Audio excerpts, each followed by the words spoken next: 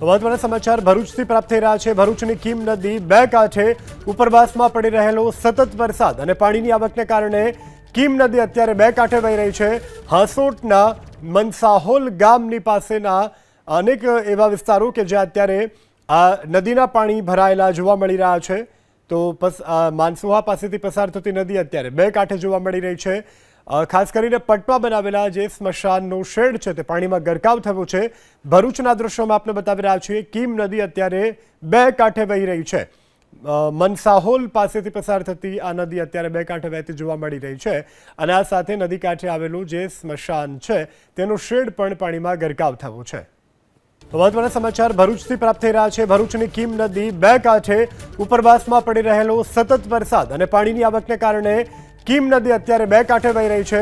હાંસોટના મનસાહોલ ગામની પાસેના અનેક એવા વિસ્તારો કે જ્યાં અત્યારે આ નદીના પાણી ભરાયેલા જોવા મળી રહ્યા છે।